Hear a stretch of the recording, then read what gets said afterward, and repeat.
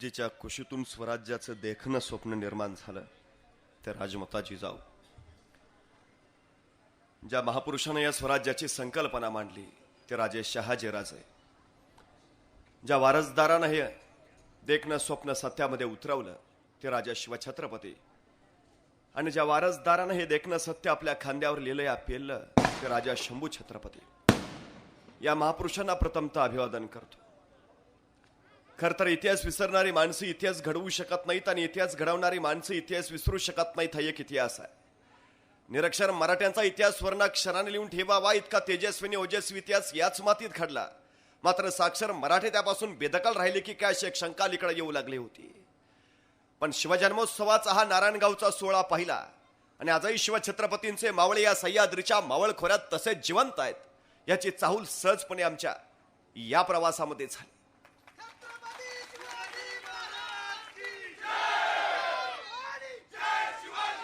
खर तर ज्या मातीमध्ये आम्ही राहतो ती मातीच नेमकी अशी. ज्या महाराष्ट्रामध्ये आम्ही राहतो तो महाराष्ट्र नेमका असा. खर तर महाराष्ट्र म्हणजे मराठी मनांचा मावळ मातीचा महाराष्ट्र. भक्तीच्या लतरचा शक्तीच्या पैलतीराचा महाराष्ट्र. मातीत धुमसणारा तेजोमय रक्तीला कुमकुम कर्णकाचा धगधगता इतिहास उरात घेऊन पेटणारा महाराष्ट्र. पोलादी छताडातल्या जीवाला पेटवणारा महाराष्ट्र. आणि गरजा महाराष्ट्र माझा मन स्वाभिमानी मराठ्यांचा अभिमान ज्वलंत आणि जिवंत ठेवणाऱ्या जगदंबा पोत उरात घेऊन घोंगावणाऱ्या वादळाचा माझ्या शुभाचा महाराष्ट्र. पण हाच महाराष्ट्र पाऊल लावता निश्चित निश्चित निराश ग्लानी आल्यासारखा. नव्हता धर्माचा अभिमान की नव्हता स्वराज्याचा स्वाभिमान. कचदिल यवनांच्या पुढे मराठा दिल व्याकुळला होता. अशाच वेळी घुमला विजेचा लोड सह्याद्रीच्या दऱ्याखोऱ्यात. आणि जे झोपले होते ते खडकन जागे झाले. जे जागे होते ते उभे झाले. जे उभे होते ते चालते झाले. आणि चालणाऱ्यांच्या खांद्यावर स्वराज्याचे निशाण आले. हे राज्य फावई स्त्रींची इच्छा दौडू लागली. मोहीम फत्तेच्या इशारती उडवू लागली. आणि 750 वर्षानंतर या महाराष्ट्रातला तमाम माणूसबळ एकवटला जाऊन तळहातावर गर्दन पेलून ठामपणे खडं टाकलं. आणि रायगडावर 32 मनाचं सोनेरी सिंहासन उभा राहिलं. लोककल्याणकारी रयतेचं राज्य स्थापून शिवकल्याण राजा शुभा छत्रपती झाला. सकळ गुणमंडित अखंड लक्ष्म्यालंकृत राजकार्य धुरंधर श्रीमान महाराज राजाधिराज छत्रपती शिवाजी महाराज. ही किलकारी रायगडाच्या कणाकणाला महाराष्ट्राच्या मनामनाला आणि काळाच्या क्षणाक्षणाला भेदून चालती झाली. आणि खऱ्या अर्थानं शेतकऱ्यांचं कामकऱ्यांचं कष्टकऱ्यांचं राज्य या मातीमध्ये अवतरलं. आज 350 वर्ष उलटून गेली या घटनेला. पण आजही कुणाला सांगावं लागत नाही छत्रपती शिवाजी महाराज कोण होते. आज कुणाला बोलावं लागत नाही छत्रपती शिवाजी महाराजांनी काय केलं. अरे दूरवर एखादी किलकारी ऐकू येते छत्रपती शिवाजी महाराज की. आणि आमच्या ओटातून कधी जय बाहेर पडतं हे आमचं आम्हाला कळत नाही. जणू काय आमच्या धमन्यातून सळसळणाऱ्या रक्ताच्या थेंबा थेंबामध्ये राजा शिवाजी अजून जिवंत आहेत. जणू काय इथल्या मातीमध्ये जन्माला येणाऱ्या प्रत्येक पोराच्या भाळावर इथली माती जन्मताच शिवाजी ही 3 अक्षरं कोरणच त्याला जन्माला घालते की काय असं वाटा. इतकी जादू या राजाची आहे. असं काय केलं असेल या राजाने. असं काय निर्माण करून ठेवलं इथं. काळाच्या पटलावर तर काही राजे झाले महाराज झाले सम्राट झाले बादशाह झाले सुलतान झाले आले तसे निघून गेले. पण राजा शिवाजी हे नाव मात्र चिरंतन राहिलं.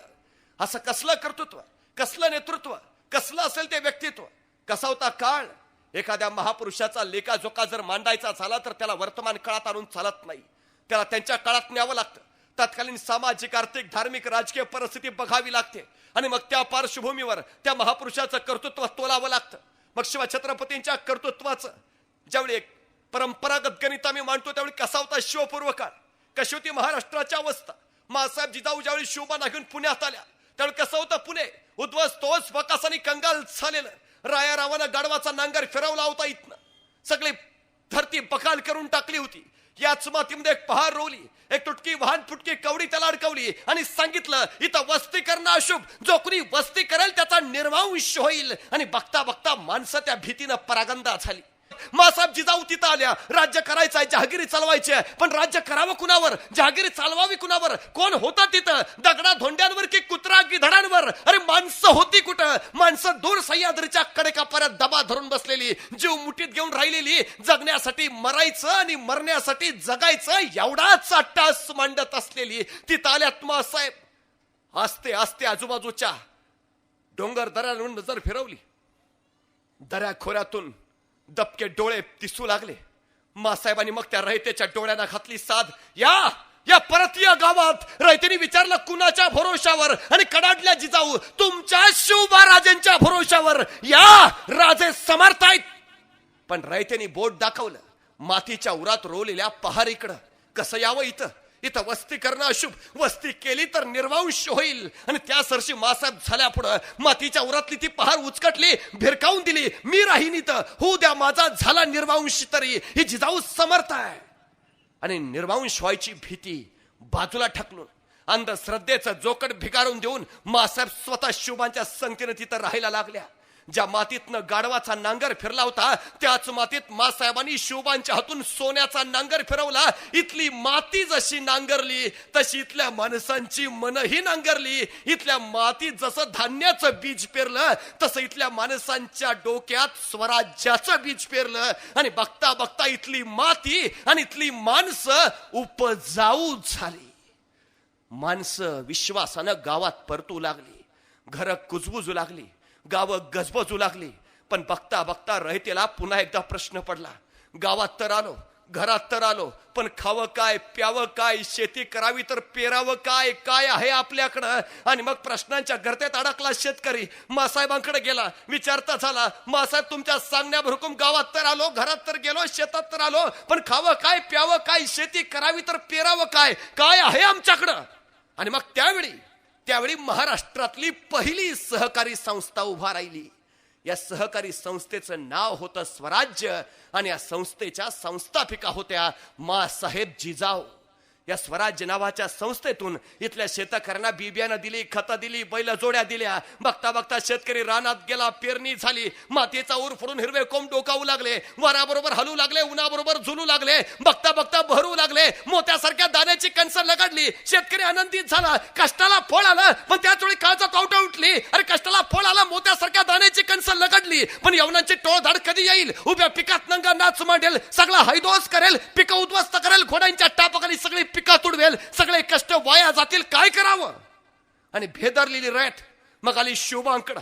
विचारती झाली, तुमच्या सांगण्यावर हुकूम गावात तर आलो, शेतात तर गेलो, पेरणी तर झाली, मोत्यासारख्या दाण्याची कणसाई लगडली, पण यवनाची टोळधाड कधी येईल? उभ्या पिकात नंगा नाच मांडेल, घोड्यांच्या टापाखाली सगळी पिकं उद्ध्वस्त करेल, काय करावं? त्यावेळी शिवबा विचारता झाला, तुमच्या मोत्यासारख्या दाण्याच्या कणसावर पाखरं बसून आहेत म्हणून तुम्ही काय करता?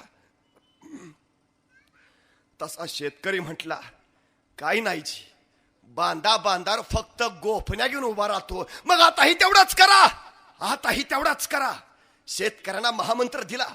आणि दुसऱ्या दिवशी शेताच्या बांधावर इथला शेतकरी गोपण्या घेऊन उभा राहिला. अचानक वावटं उठली, धुरळा सुटला, घोड्यांच्या टापा ऐकू आल्या. आली यवनांची टोळधाड आली. आता उभ्या पिकात घुसणार, हैदोस म्हणणार. शेतकरी थरारला, बरारला, हातातल्या गोपण्या फिरविरल्या, दगडा भरली आणि गरा फिरल्या. सुटली दगडा दना थार आदरत राहिली. आक्रोश किंकांडी हरवल्या, रक्ताच्या चिळकांड्या, वावटं सुटत राहिली, वादळ घुमत राहिलं. आणि बघता लक्षात आलं, घोड्यांच्या टापा मंद झाल्यात, वावटळ बसली आहे, वादळ थांबलंय.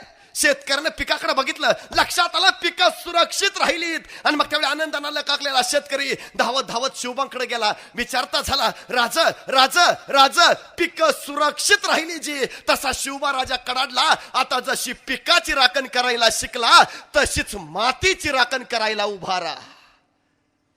आणि कालपर्यंत पिकाची राखण करणारा इथला शेतकरी आता मातीची राखण करायला धारकरी म्हणून उभा राहिला.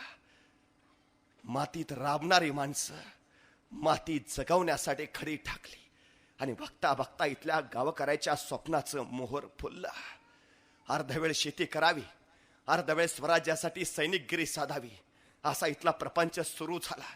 दसऱ्याला सीमोल्लंघन करावं, स्वराज्य संवर्धनासाठी बाहेर पडावं, अक्षय तृतीयाला परत यावं आणि शेतीच्या कामाला लागावं, असा इथला रिवाज झाला. शिवाजी महाराजांनी स्वराज्याची संस्थापना केली. शिवाजी महाराजांनी स्वराज्याचं तोरण बांधलं.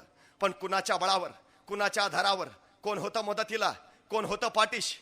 शिवराजांच्या सोबत होती या मावळ खोऱ्यातली 18 पकड जातीची 12 बलुतेदारांची चड्डी लंगोटीतली सगळी सवंगडी पोरं. या पोरा ठोरांच्या बळावर शिवराजांनी प्रपंच उभा केला. या सगळ्या चड्डी लंगोटीतल्या पोरांना शिवराजे सोबत घ्यायचे. दूरवर एखाद्या दाट जंगलात जायचे. जंगलातल्या आतल्या दाट झाडीत तिथं पोरांना तलवार बाजीचं युद्धाचं प्रशिक्षण द्यायचंय. पण कुणाला नकळत, कुणाला कळणार नाही अशा बेतानं आपलं आत काय चाललंय ते बाहेर कुणाला कळू नये म्हणून शिवराजांनी जंगलाच्या बाहेरच्या झाडावर एक पोऱ्या उभा केलेला असायचा. त्याला सांगितलेलं असायचं, कुणी अनोळखी माणूस येताना दिसला की तू नुसता खुनेचा आवाज कर. तुझा खुनेचा आवाज ऐकला की आम्ही तलवारी शस्त्र लपवून ठेवतो आणि विट्टी दांडूचा खेळ सुरू करतो. म्हणजे कुणाला कळणार नाही आपलं आत काय चाललंय ते. त्या दिवशी शिवराजांचा खेळ रंगात आला होता.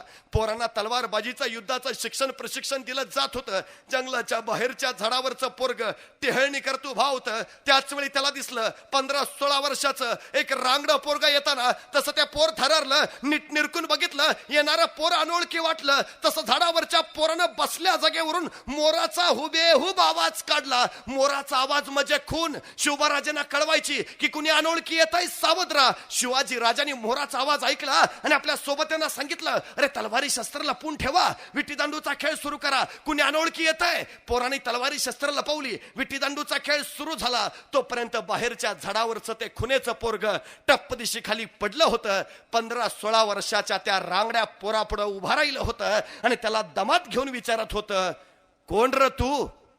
आणि ते 15-16 वर्षाचं रांगडं पोरग सांगत होतं, रामोशाचा बहिर्जी जी. काय काम काढलंस रे? काय नाही जी, राजांना भेटायचं होतं. का र? बोलू की राजांना मग सांगतो. खुनेचं पोर म्हणलं, तू ता महताच, मी राजासनी सांगावं देऊन येतो. खुनेचं पोर आत गेलं. राजांना सांगू लागलं, राजा कुणी रामोशाचा बहिर्जी आलायची. राजा म्हणले, दे पाठवूनात. बहिर्जी आत आला. राजांपुढे उभा राहिला. राजाने विचारलं, काय काम काढलंस रे? तसा बहिर्जी म्हणाला, राज आम्हाला बी तुमच्या खेळात घ्या की सामील करून. राजाने विचारलं, काय येतं तुला? सगळं येतं जी. कसला बी आवाज काढतो, कुणाची बी नक्कल करतो. राजा वेषांतर तर असं करतो की तुम्ही बी वळखायचा नाही. राजांना पटलं, वाटलं माणूस कामाचा. असं असं असं तर चल, ये ये ये ये, मग आत्ताच आमच्या खेळात ये. तसा बहिर्जी घुटमळला. म्हटला, राज उद्यापासून येतो की जी. का र? नाही, बापाला सांगावा दिला असता राज. राजे म्हणले, ठीक आहे, ये उद्यापासून. बहिर्जी जायला वळाला. 5-6 पावलं गेला. अचानक काय वाटलं कुणास ठाऊक, बहिर्जी पुन्हा माघार आला. राजांना म्हणाला, राज एक सांगू काची? राजा म्हणले, बोल. नाही, कुणी अनोळखी माणूस आला तर तुम्हाला कळावं म्हणून तुम्ही झाडावर जो पोऱ्या उभा केलाय त्याला सांगा, ह्या दिवसात मोर वरडत माहिती. नाही, कुणी जाणता माणूस यायचा आणि मोराचा आवाज ऐकायचा. तो विचार करायचा, या दिवसात जर मोर ओरडतच नाही तर आवाज आला कुठनं? आयतं गवसून जाल राज. राजाने माणसं गोळा केली. त्याशी दऱ्याखोऱ्यातली गिरे कंदरातली अचूक ज्ञान सूक्ष्म निरीक्षण असलेली हाच बहिर्जी पुढं राजांचा गुप्तहेर प्रमुख झाला. राजा एकदा गावातनं फिरत होते. जत्रा होती गावची. गर्दीचा कल्लोळ कल्लोळ माजला होता. घोड्यावरनं रपेट चालली राजांची.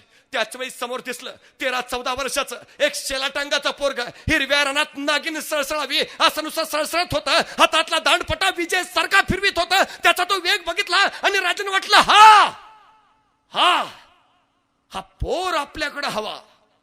खेळ संपला. गर्दी पांगली. राजे त्या 13-14 वर्षाच्या शेलाटांगाच्या पोराजवळ गेले. त्याला विचारलं, नाव काय रे तुझं? तसं ते पोर म्हटलं, जीवा महालाजी. येतोस आमच्याकडं? काय करावं लागल जी? काय नाही, इथं जसा दांडपट्टा फिरवतो तसाच आमच्याकडून फिरवायचा. बस. तुम्हाला येतो की जी? आला, सामील झाला. जीवा महाला शिवाजींचा झाला. राजे एकदा रस्त्यानं फिरत होते. चालता चालता समोरून एक पोर येताना दिसलं. आण दाण रानरेड्याच्या ताकदीचं, हत्तीच्या मदमस्त चालीत चालत होतं नुसतं. ताकद इतकी अफाट की हातानं तार वाकवावी असा पहार वाकवीत निघाला होता.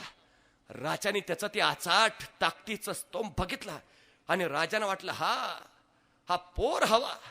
चालता चालता त्याला थोपवला. विचारलं, काय करतोस रे? तो म्हणला, काय नाही जी, खातो पितो झोपतो.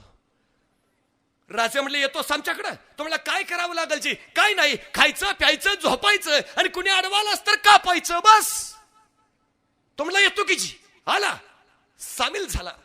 त्याचं नाव होतं संभाजी कावजी कोंढाळकर. असा एक एक एक एक हिरा शिवबा राजांकडे येत राहिला आणि बघता बघता स्वराज्य साकार होऊ लागलं. याच पोराठोरांनी रातोरात झोपल्या किल्लेदारांच्या मुसक्या वळल्या आणि बघता बघता सह्याद्रीच्या छतडावरचे गडकोट कब्जात घेतले. तोरणा घेतला, कोंढाणा जिंकला, पुरंदर कब्जात आणला. पण शिवाजी महाराजांनी हा सगळा उद्योग सुरू केला तो स्वतःला छत्रपती व्हायचा म्हणून नाही, स्वतःला 32 मणी सोन्याच्या सिंहासनावर बसायचंय म्हणून नाही, स्वतःचा राज्याभिषेक करून घ्यायचाय म्हणून नाही. मग कशासाठी चालला सगळा उद्योग? शिवछत्रपतींच्या राज्याचा वचननामा तरी काय काय होता वचननामा? राजांच्या स्वराज्याचा वचननामा एकच, सर्वांस पोटास लावणे आहे बस. या मातीत उगवलेला प्रत्येक जण 18 फकड जातीची 12 बुलुतरांची सारी, सुतार चांबार लोहार नावी जोशी गुरव वाणी साडी माळी सगळी सगळी बस पोटाला लागली पाहिजेत. हे राज्य व्हावं ही स्त्रींची इच्छा आहे. हा स्त्री जितका मंदिरातला आहे तितकाच तो माणसांच्या अंतकरणातलाही आहे. हे राज्य व्हावं येतो रयतेची इच्छा आहे. हा सगळा अट्टास आहे तो त्यासाठी आहे, त्यासाठी. शिवाजी महाराजांच्या काळात वतनदारी पद्धती, देशमुख देशपांडे पाटील कुलकर्णी हे बादशाचे चाकर म्हणून काम करायचे. सारा गोळा करायचे, रयतेला नाडायचे, पिडायचे, छळायचे, चिरडायचे, भरडायचे. दुष्काळ पडला सारा माफ नव्हता, अडचण आली शेतकरी सुटत नव्हता, त्याच्या वाट्याला भरडून निघणंच होतं फक्त. कधी मध्ये बादशाची स्वारी यायची, पिळवणूक ठरलेलीच असायची. बादशाच्या आदेशानुसार पैसा लागायचा, वतनदार मारून मुटकून पैसा गोळा करायचे. 4000 रुपये वसूल करायचे, 400 बादशाला पाठवायचे, 3600 खिशात टाकायचे. खिशातल्या 3600 मुजोरांनी माजोर झाले होते वतनदार. राजांनी जोखलं, रयतेच्या डोईवर सुखाचं छत्र ठेवायचं असेल तर वतनदारांच्या पंजातनं रयतेची मुक्तता केली पाहिजे. आणि या लुबाडलेल्या पैशातनं गड्या बांधून राहिल्या वतनदारांना राजाने दिला आदेश, गड्या पाडा आणि गावात येऊन राहा. आमच्या इथं ना कुणी श्रेष्ठ ना कनिष्ठ ना छोटा ना मोठा ना गरीब ना श्रीमंत, सगळे समान.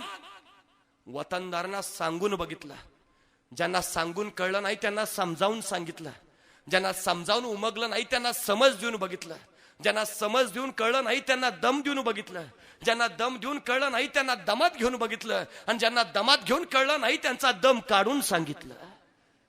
गड्या पडल्या, वतनदार गावात आले. महाराजांनी वतनदारी मोडली, पगारी अधिकारी नेमले आणि जगातली पहिली वेतनदारी पद्धत सुरू केली. जगातली वेतनदारी सुरू करणारा पहिला राजा म्हणून आम्हाला शिवछत्रपतींचंच नाव घ्यावं लागतं. महिन्याच्या महिन्याला आम्हाला जो पगार मिळतो या संकल्पनेचा उद्गाता राजा शिवछत्रपती. आम्हाला वाटतं जिल्हाधिकारी, प्रांताधिकारी, तहसीलदार, मामलेदार, कमाविसदार, हवालदार ही आमच्या लोकशाहीनं निर्माण केलेली पदं.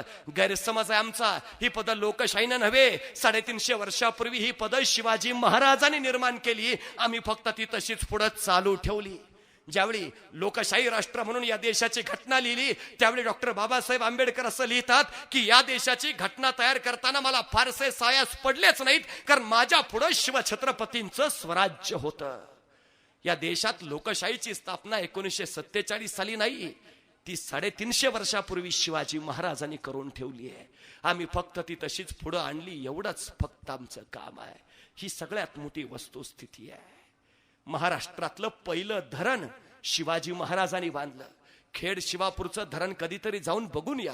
एकूण 32 धरणं शिवाजी महाराजांनी आपल्या हयातीत बांधली. आजही आमच्या महाराष्ट्रामध्ये दुष्काळ पडतो आणि आमचं सरकार हकाटी पिटतं. शिवकालीन पाणी योजना राबवली पाहिजे, म्हणजे 21व्या शतकात जगताना आणि विज्ञान युगात राहताना आमच्या आजच्या दुष्काळावर मात करायची झाली तर आम्हाला 350 वर्षापूर्वीच्या शिवाजी महाराजांचीच पाणी योजना आठवावी लागते. हे शिवछत्रपतींच्या दूरदृष्टीचं सगळ्यात मोठं यश आहे. जलसंधारणाच्या संकल्पनेचे उद्गाते शिवछत्रपतीच. पाणी अडवा पाणी जिरवा ही कल्पना शिवाजी महाराजांची. आता पाणी अडवा पाणी जिरवा ही संकल्पना आम्ही बाजूला टाकली आणि ह्याची अडवा त्याची जिरवा हा एक कलमी उद्योग सुरू केला, तो भाग वेगळा. पण या योजनेचे उद्गाते हेही शिवाजी महाराजच. अलीकडे आमच्या गावात अधिकारी आला तर आम्हाला दुसऱ्या दिवशी कळतं, ज्यावेळी गावच्या विश्वर कोंबड्यांची पक्क पडलेली दिसतात आणि मग आम्ही म्हणतो बहुतेक काल साहेब येऊन गेलं वाटतं. महाराजांच्या काळात ही पद्धत नव्हती. महाराजांचा सचिव आहे, एका गरीबाचे 2 आणे देणं त्यांनी बाकी ठेवलं. शिवाजी महाराज त्याला फरमावतात त्या गरीबाचे 2 काय म्हणून बाकी ठेवलेत? या उपराईचा सुलूक झाला तर स्वामी जीवेच मारतील. सवाल आहे फक्त 2 आण्याचा. आणि राजा आपल्या सचिवाला सांगतोय त्या गरीबाचे 2 आणे देणं तरी का बाकी ठेवलं? या उपराईचे घडले तर स्वामी भीड धरणार नाहीत, स्वामी जीवेच मारतील. कारण रयत अधिकाऱ्यासाठी नसते, अधिकारी रयतेसाठी असतो. हे प्रशासनाचं चोख सूत्र स्वराज्यामध्ये आहे. सगळ्यात मोठी गोष्ट आहे. सुभेदारांना सक्त आज्ञा दिल्यात, गावोगावी जावं, दौरे काढावेत, शेतकऱ्यांच्या अडचणी समजून घ्याव्यात. कोणास बिब्या नसेल द्यावं, खत नसतील द्यावी, बैला जोडी नसेल द्यावी. जैसे होईल तैसे रयतेच्या सुखाचे पहावे. जर दुष्काळ पडला सारा माफ करा, अडचण आली कर्ज द्या, कर्ज फेडायची ताकद नसली कर्ज माफ करा, पण कसंही करून रयत सुखी करा. अरे शिवाजी महाराजांच्या काळामध्ये आसमानी सुलतानी एकाच वेळी कोसळली. सुलतानी तर छळतेचा राजरोस, पण आसमानी सुद्धा खवळली. इतका भीषण दुष्काळ पडलाय की माणसं जनावरांच्या मांसाकडे वळू लागली आणि बापाची नजर पोराच्या मांसावर पडू लागली. इतकी भयानक अवस्था. आणि इतक्या भयानक अवस्था असताना सुद्धा शिवरायांच्या काळात महाराष्ट्रातल्या एकाही शेतकऱ्यानं आत्महत्या केली नाही. हे शिवशाहीचं सगळ्यात मोठं यश आम्हाला मानावंच लागेल. कारण शिवाजी महाराजांनी इथल्या शेतकऱ्यांना मातीत मरायला नाही शिकवलं, त्यांनी या मातीतल्या माणसाला मातीसाठी उभा केलं आणि मातीसाठी मरायला शिकवलं. रडून मरण्यापेक्षा लढून मर. रडण्यात पुरुषार्थ नाही, लढण्यात पुरुषार्थ आहे. हे शिवचरित्राचं सगळ्यात मोठं सूत्र आहे. इथली माणसं उभा केलीत ना, ती त्या तत्वावर उभा केलीत. इथला माणूस तसाच जागा केलाय त्यांनी. अलीकडे आमच्या महाराष्ट्रामध्ये आत्ता ग्रामस्वच्छता अभियान आली. हागंदारी मुक्त गावांची घोषणा झाली, निर्मल ग्रामांची उद्घोषणा झाली. रायगडावर जा करीतरी 350 वर्षापूर्वी शिवाजी महाराजांनी बांधलेली शौचालय आम्हाला आजही बघायला मिळतील. झाडे लावा, झाडं जगवा हा संदेश शिवाजी महाराजांनी दिला.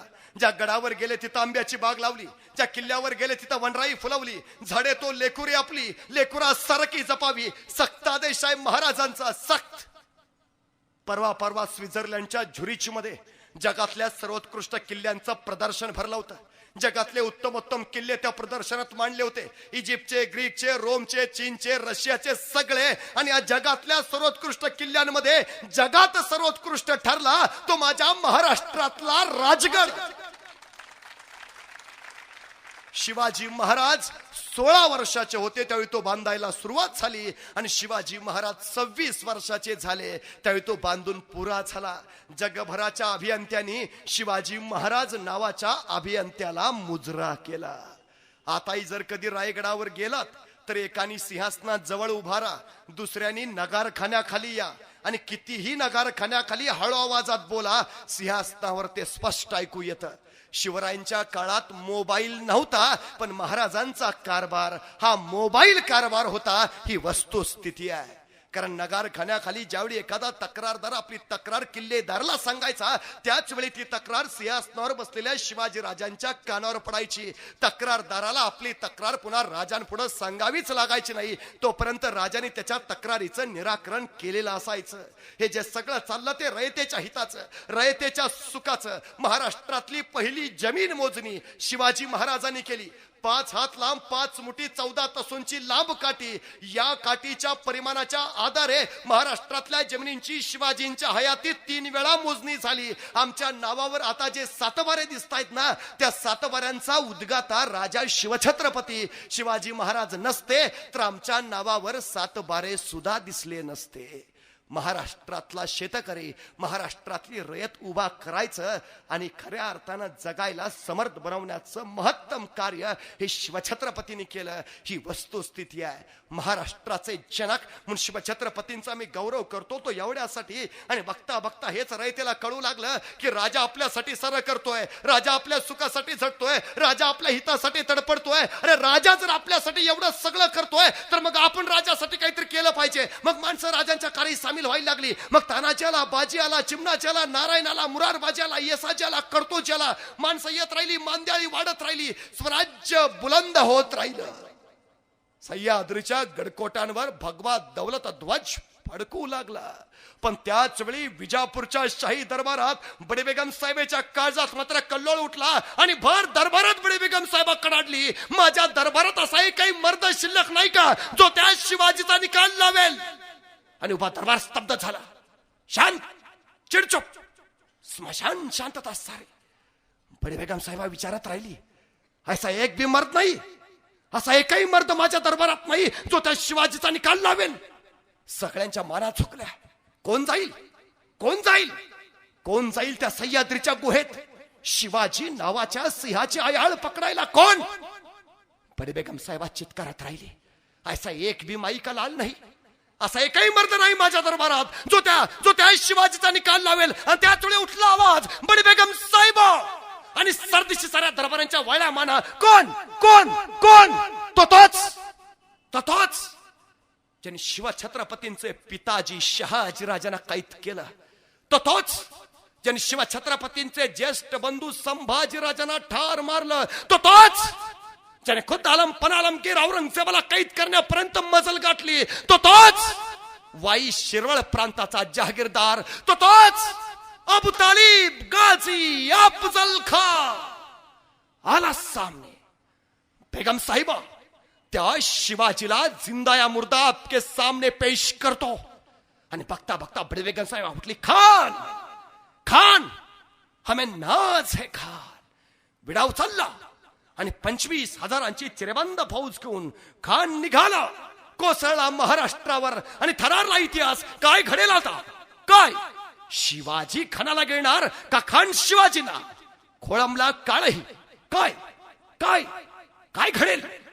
आणि खान निघाला, गावाच्या गाव जिंकत निघाला, प्रांत प्रदेश काबीज करत निघाला, गडकिल्ले कब्जात करत निघाला. शिवाजी महाराज आहेत त्यावेळी राजगडावर. खान सगळं जिंकत निघालाय, पण राजे सामने येईनात, राजे लढायला तयार होईनात. खानाला काही कळे ना, मी गड घेतला, किल्ला घेतला, प्रांत घेतला, प्रदेश घेतला, जमीन घेतली, गावं घेतली, हा राजा सामने काही येत नाही, लढाईला का तयार होत नाही. पण राजांना माहिती आहे, खानाशी उघड्या मैदानात भिडणं म्हणजे मृत्यूला मगरमिठी मारणं. राजे तयार नाहीत. खान मात्र वैतागलाय, संतापलाय, सारं कब्जात घेतलं, राजा सामने येत नाही, वैतागला, चिडला, शेपटी आपल्यात कडाडला. शोधा शोधा शोधा शिवाजींचा जीव कशात आहे, कशात आहे शिवाजींचा जीव? शोधा शोधा. माणसं कामाला लागली. कशात कशात कशात? शिवाजींचा जीव आहे तरी कशात? कशात आहे शिवाजींचा जीव? खान सापडला सापडला. शिवाजींचा जीव सापडला. शिवाजींचा जीव गडात नाही, किल्ल्यात नाही, प्रांत प्रदेशात नाही. शिवाजींचा जीव आहे तो इथल्या रयतेत आहे. जगाच्या पाठीवरचा हा पहिला राजा आहे ज्याचा जीव खुर्चीत नाही, पदात नाही. या राजाचा जीव आहे तो रयतेत आहे. खानाला कळालं आणि खानानं मग त्याच जीवाला छळायला सुरुवात केली. त्याच जीवाची तगमग आरंभली. गावाच्या गाव जाळली, कोलेआम कत्तली आरंभल्या, आक्रोश टिंकणी आरवल्या, जखमांचे ढीग, मुर्द्यांचे कच आणि प्रेतांची आराळ सुनुसती. कल्लोळ उठला व्याकुळतेचा. राजा गहिवरला आणि कडाडला. राज्य कुणासाठी? रयतेसाठीच ना. मग रयतच वाचत नसेल तर राज्य वाचून काय उपयोग? आणि राजांनी राजगड सोडला. राजे आले प्रतापगडावर. आता प्रतापगड का निवडावं बरं? शेजारी थंड हवेचं महाबळेश्वर आहे म्हणून? बरं असतं अलीकडं दिल्लीत काय झालं, मुंबईत काय वाजलं, चलो महाबळेश्वर, चिंतन मंथन बैठक परिषद शिबिर. तस काय झालं का आता खान आलाय, जरा टेन्शन आहे, थंड हवेच्या ठिकाणी 4 दिवस गेलं पाहिजे म्हणून आलं काय? म्हणून निवडलं काय प्रतापगड? खान निघालाय, सगळं स्वराज्य उद्ध्वस्त करीत निघालाय.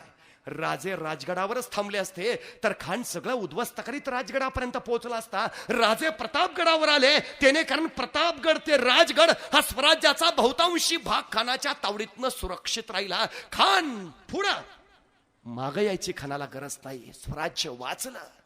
प्रतापगडावर येण्याचा मतलब तो. आणि दुसरी गोष्ट, प्रतापगड ते तो मोठा चकोट केला. इतका बिकट निबिड घनदाट वाटांचा, गर्द वनराईचा, झाडा झुडपांचा आणि भयान दऱ्या खोऱ्याकडे कपरांचा, इतका की वारं आत शिरणार नाही आणि एकदा आत शिरलं तर पुन्हा बाहेर पडणार नाही. सूर्य तर कधी जमिनीला दिसलाच नाही. प्रकाशाची बातच सोडा, रात्रीचा तर सवालच नाही. पाखरही जिथं जायला घाबरतात तो घनदाट बिकट प्रतापगड. खानाने प्रतापगड राजानी जवळ केला हे जाणलं आणि संतापला खान. मोठी गहरी आणि जहरी चाल टाकली राजाने. कारण खानाला माहिती आहे ते तो वाई शिरवळ प्रांताचा जहागीरदार. कल्पना आहे त्याला प्रतापगड काय चीज आहे. प्रतापगडला जायला एकच वाट, तिला रडतोंडीची वाट म्हणतात. म्हणजे तिथनं जाताना तोंड रडल्याशिवाय पुढे जातच नाही. रडतोंडीची वाट. खान वैतागला, संतापला आणि अखेर वाईच्या पसरणीच्या घाटात खानाचं सैन्य पसरलं. 25,000ची चिरेबंद फौज, पण सगळी तिथंच ठेवली. मोजून 1000 सोबतीला घेतले, ते सुद्धा सुखरूप जातील का नाही गॅरंटी नाही. पण कसा बसा खान पुढं सरकला. आला, छावणी पडली आणि वैतागल्या संतापल्या खानानं पोचल्या राजांना सक्त दमाचा खलिता पाठवला. जान प्यारी असेल तर दाती त्रून धरून तुरंत शरण ये, नाहीतर बेमौत मारला जाशील. सक्त दमाची भाषा. जान प्यारी असेल तर दाती त्रून धरून तुरंत शरण ये, नाहीतर बेमौत मारला जाशील.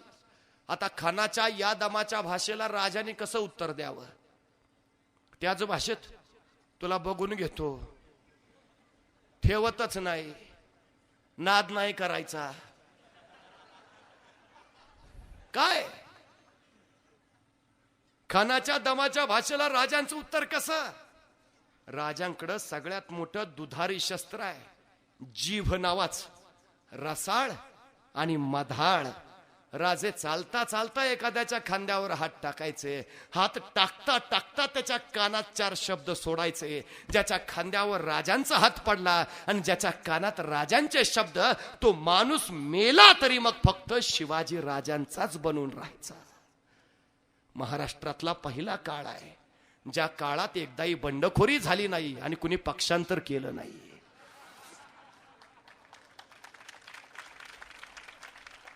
ही निष्ठावंतांची मांद्याळी याच शस्त्राच्या बळावर तर शिवाजी राजांनी मिळवली. राजांनी त्याच शस्त्राचा वापर केला आणि रसाळ आणि मधाळ भाषेत खानाच्या त्या दमाच्या भाषेला उत्तर पाठवलं. राजे लिहितात, आपण तो आमच्या वडिलांच्या ठाई, आम्ही आपलेच, राज्यही आपलंच. आपल्या म्हणण्यानुसार आम्ही आलो असतो आपल्याकडं, पण आम्हाला आपली भीती वाटते. त्यापेक्षा आपणच आमच्याकडे या ना, म्हणजे आम्हाला जरा धीर येईल. हरभऱ्याच्या झाडावर चढवला खान. आपण तो आमच्या वडिलांच्या ठाई, आम्ही आपलेच, राज्यही आपलंच. आपल्या म्हणण्यानुसार आम्ही आलो असतो आपल्याकडं, पण आम्हाला आपली भीती वाटते. त्यापेक्षा आपणच आमच्याकडे या ना, म्हणजे आम्हाला जरा धीर येईल. पण खान काही कच्चा बच्चा नव्हता. राजांची चाल तो जाणून तुरंत दुसरा खलिता पाठवला. वक्त बर्बाद करू नकोस, नाहीतर परिणाम भयान होतील. तुरंत फिलफौर शरण ये. आणि राजांना कळालं, खान सीधा नहीं, सीधी उंगली से घी नहीं निकलेगा, उंगली तो टेढ़ी ही करनी पड़ेगी. आणि राजांचं राजकारण सुरू झालं. कारण खानाच्या भेटीला जायचं म्हणजे मृत्यूच्या मिठीत जायचं. राजे खानाकडे जाणार नव्हते. मग खानाला पाहिजे, पण कसा आणि सुरू झालं मानसशास्त्र, राजांचं मानसशास्त्र. आणि दिला आदेश शेरांना, शोधा शोधा शोधा शोधा. खान कुणाचा ऐकतो खान शोधा. माणसं कामाला लागली. कुणाचं खान ऐकतो कुणाचं. महाराज सापडला. खान ऐकतो कुणाचं. त्याचा वकील कृष्णाजी भास्कर. महाराज खान कृष्णाजी भास्करचा ऐकतो. असं मग आता कृष्णाजी भास्कर कुणाचं ऐकतो ते शोधून काढा. माणसं पुन्हा कामाला लागली. कुणाच कृष्णाजी भास्कर ऐकतो कुणाचं. महाराज सापडला. कृष्णाजी भास्कर ऐकतो कुणाचं. गोपीनाथ पंतांचं. कुठं आहेत महाराज. आपल्याच पदरी आहेत. महाराजांची राजनीती बघा. अफजल खानाचे वकील आहेत कृष्णाजी भास्कर कुलकर्णी. महाराजांनी आपलं वकील कुणाला नेमावं. गोपीनाथ पंतांना.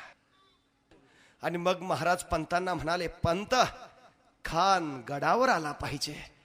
आणि मग पंत कृष्णाजींच्या कानाला लागले, खान गडावर आला पाहिजे. कृष्णाजी खानाच्या कानाला लागला, खान साहब आप तो बड़े धुरंधर, शिवाजी तो बच्चा, आप खुद जाइए मिलने, बड़प्पन होगा आपका, क्या बकते हो. हाँ खान साहब, शिवाजी तो बच्चा, आप खुद जाइए मिलने, आप तो बड़े धुरंधर, बड़प्पन होगा आपका. ऐसा तो ठीक है, बता दिया जाए शिवाजी राजे को हम आ रहे मिलने. सहज झाला. पण खानाकडे दुसरा पर्याय सुद्धा नव्हता, कारण प्रतापगड एवढा सोपा नाही. बरं तिथनं बेगम साहेबाला कळवू शकत नव्हता. मी वारंवार शिवाजींना पत्र पाठवली, पण शिवाजी काय भेटायला यायला तयार नाहीत. त्यामुळे मी काय आता पुढे जात नाही, मी सरळ आपला माघारी येतो. काय भेटण्याशिवाय पर्यायच नाही ना, निमुटपणे माघारी तर नाही येऊ शकत. राजानी एकच पालुपद, मला तुमची भीती वाटते, मी काय तुमच्याकडे येणार नाही, त्यापेक्षा तुम्ही या इकडं, मग मी येतो. मी तुमच्याकडे यायला तयार आहे, पण तुम्ही घेऊन जा मला. काय आम्ही एकच. चाल झाली. तयार झाला खान आणि प्रतापगडाच्या माचीवर श्यामाना उभारायचं काम वेगात सुरू झालं. रेशमी वस्त्रांचा हिरे मोती माणका जडावलेला, सोन्याच्या झालरी लावलेला, उंची अत्तर फवारलेला, संपत्तीचे अफाट लयलूट केलेला, उंची मध्ये ठेवलेला, देखणं आरस पाणी लावण्य कन्या ऐश्वर्य संपन्न श्यामाना उभारला. का राजे खानाला महालात भेटू शकत होते, खलबत खाण्यात बोलू शकत होते, राजवाड्यात गाठ घेऊ शकत होते, महाल श्यामाना का. बर तोही रेशमी वस्त्रांचा हिरे मोती मानक जडावलेला, सोन्याच्या झालरी लावलेला, उंची अत्तर फवारलेला, संपत्तीची लयलूट केलेला, देखणं आरस पाणी लावण्य खनी ऐश्वर्य संपन्न, हे सगळं का.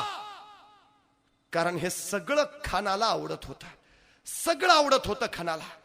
मानसशास्त्र आहे राजांचं.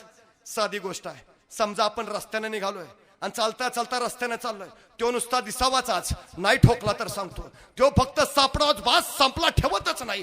दुमसतच निघालोय, तो नुसता भेटावाचाच, तुडवलाच, बास ठेवतच नाही. असल्या रागात आपण दुमसत निघालेलो असतानाच आपल्या वाटेत आपल्या अत्यंत आवडीची व्यक्ती येते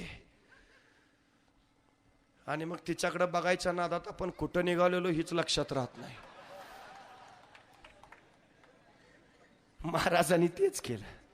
खान निघालाय, धुमसत निघालाय, शिवाजींना जिंदा मुर्दा पेश करतो असं म्हणत निघालाय. आणि अशा धुमसत निघालेल्या खानाच्या वाटेत राजाने त्याच्या अत्यंत आवडीचं ठेवला रेशमी वस्त्रांचा श्यामाना, हिरे मोती मानक सोनं संपत्ती, उंची मध्य उंची अत्तर, अफाट लावण्य ऐश्वर्य सगळं. आणि खानानं बघितलं, बाप बहुत खूप. खान भारावला, निम्मा खाली विसरला, कशाला आलतो आपण. मानसशास्त्र आहे राजांचं. आणि साधी गोष्ट आहे, समजा आपल्या घरी पाहुणे येणार असतील तर घरात आधी हजर कोण पाहिजे, आपण का पाहुणे. आपल्या घरी पाहुणे येणार आहेत, मग स्वागताला आधी घरात हजर कोण, आपण. मग आता शिवाजी राजांकडे खान पाहुणा म्हणून येतोय, मग श्यामानात आधी स्वागताला हजर कोण पाहिजे, शिवाजी. पण असत नाहीत, कारण पहिले शिवाजी दिसून उपयोग नाही. पहिल्यांदा शिवाजी दिसले की जिंदा मुर्दा पेश करतो. पहिल्यांदा श्यामाना दिसला पाहिजे, ऐश्वर्य दिसलं पाहिजे, संपत्ती दिसली पाहिजे, लावण्य दिसलं पाहिजे. म्हणून राजे स्वागताला श्यामानात नाहीत, उलट खान येतोय त्यावेळी राजा दरडीच्या माग. खान आहे कसा, येतो कसा, चालतो, तयारी सज्जता कशी, सगळं निरखताय. खान आला, पहिली चाला चूक, राजानी दुसरी चाल टाकली. आपला वकील पाठवला खानाकडं आणि वकील सांगू लागला खानाला, खान साहब शिवाजी राजे चाहते हैं आप सैयद बंडा को बाहर निकाले. क्यों हुजूर, शिवाजी राजे डरते हे सय्यद बंडा से. झालं. खान म्हणला, ही माझ्या नोकरलाच घाबरतय, माझ्या पुढं काय टिकायचं, उगा टेन्शन घेतलं मी. उरला सुरला खान आणखी खाली आणला, सज्जता झाली आणि मग राजे निघाले. पण भेटीची वेळ ठरवली ती सुद्धा अचूक. राजे गडावरनं येणार आहेत, श्यामाना खाली आहे, सूर्य डोक्यावर अशा ठिकाणी आहे की खानानं राजांना निरखायचं म्हटलं तर काही दिसू नये, पण राजांनी खानाला बघायचं म्हटलं तर सगळं स्पष्ट दिसावं. सूर्य बरोबर डोक्यावर आहे, वेळ आहे 12:35 राजे गडावरनं खाली निघाले. खाली बघितलं, श्यामाना स्पष्ट दिसला आणि खानानं राजांकडे बघायचं म्हटलं, सूर्याची किरणं सरळ डोळ्यात घुसली, काजवे चमकले, काही दिसेना. वेळ सुद्धा चुक. त्याच घटकेला राजे निघाले. सोबत घेतलाय जीवा महाला, संभाजी कावजी. इथं तानाजी नाही, बाजी नाही, मुरारबाजी नाही, येसाजी नाही. इथं घेतला जीवा, इथं घेतला संभाजी कावजी. का जीवा महाला? एवढ्यासाठी कारण समोर सय्यद बंडाय तसाच दांडपट्टा फिरवणारा. संभाजी कावजी एवढ्यासाठी कारण खान तसाच आहे धिप्पाड हत्ती सारखा, आणि संभाजी तसाच. आखाड्यात उतरवायचं म्हटलं तर पैलवान एकाच गटातला असावं. म्हणजे कुस्ती रंगते. राजानी माणसं निरकली आणि पारखली तीही अचूक. आणि राजे निघाले. खानाला वर्दी मिळाली. शिवाजी राजे येत आहेत. खान उठला, सामानाच्या बाहेर आला. समोर पाहिलं 5-5.5 फूट उंचीचे राजे शिवाजी देखणे रुबाबदार आज ते कदम येत आहेत. खानानं वकिलाला विचारलं, ये हे शिवाजी? वकिलानं मान डोलावली आणि खान 2 पावलं पुढे झाला. भाऊ फैलावले, आओ शिवाजी राजे. आणि राजा असते कदम गडा मिठीसाठी खानाच्या मिठीत घुसले. आणि बघता बघता खानाचे भाऊ राजांच्या पाठीवर पडले. दाब वाढला, जोर पडला. राजा आवळे गेले, मिठी गुदमरली. आणि त्याच वेळी खानाची कटार राजांच्या मस्तकावर नांगर कापडीत निसटली. दगा जाणवला, वाघनका निघाली. खूप पोटात दगा, कान कडाडला, कोतळा बाहेर पडला. सय्यद बंडा धावला. जीवा महाराणी त्याला कापला. कृष्णाजी फुडाला, उलटत्या राजांवर पलटता वार करा. राजा फिरले, कृष्णाजी कापला. संभाजी कावजी पुढा झाला आणि एकाच फटक्यात खानाचं शिर छाटला. आणि प्रतापगडाच्या माचेवरची तोप धडाडली. खान पडला, फतेह झाली. भगवा डौलानं फडकला.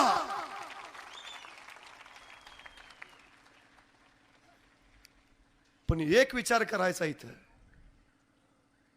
खानाच्या ऐवजी शिवाजी महाराज मारले गेले असते तर नारायणगावला शिवछत्रपतींवर बोलायला नितीन बानुगडे पाटील आलेच नसते.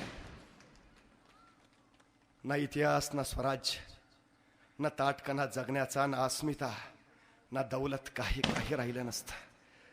स्वराज्याला वळण देणारं सगळ्यात महत्वाचं वळण आहे. इथूनच शिवरायांची कीर्ती दिगंत झाली. इथूनच शिवरायांचा जय जयकार झाला. आणि इथून स्वराज्य फडकू लागलं. शिवाजी या नावाचा थरार इथून दुश्मनांच्या काळजात झेपावला. सगळ्यात महत्वाची गोष्ट आहे. पण खान पडला. मरणानंतर वैरही संपलं. राजांनी त्याच खानाची मोठ्या इतमामात प्रतापगडावर कबर देखील उभारली. धर्म सहिष्णू राजा शिवाजी, ही वास्तवता मला लक्षात घेता आली पाहिजे. आणि सगळ्यात महत्वाची गोष्ट आहे, खान बलाढ्य आहे. खान अफाट आहे.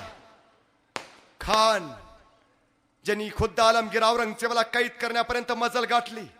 खान ज्यांनी शहाजी राजांना कैद केलाय. खान ज्यांनी शिवछत्रपतींचे बंधू संभाजी राजांना ठार मारलाय. तोच बलाढ्य खान आता भोसल्यांच्या कबिल्यात उरल्या एकल्या शिवाजी राजांवर चालून आलाय. कशा असेल परिस्थिती, कसा असेल थरार, कशी असेल मानसिकता तेवढी शिवाजी राजांची. एवढा बलाढ्य खान येतोय, काय असेल मानसिकता. का राजे त्यावेळी म्हटले असतील तानाजीला, तानाजी एवढी वेळ जातो का तू? नाही, सकाळपासून जरा अस्वस्थच वाटतंय, बहुतेक बीपी पण वाढला असेल. असं कर, एवढी वेळ तू जा, मग पुढच्या वेळी मी बघतो. नाही, लढे सिपाही और नाम सरदार का अशी पद्धत नाही शिवरायांकडं. जिथं मरणाडवा आला तिथं राजे स्वतः मरणाला भिडले. जिथं मृत्यू सामने आला तिथं स्वतः राजाने मृत्यूशी झुंज घेतली. शिवाजी म्हणूनच शिवाजी झाले.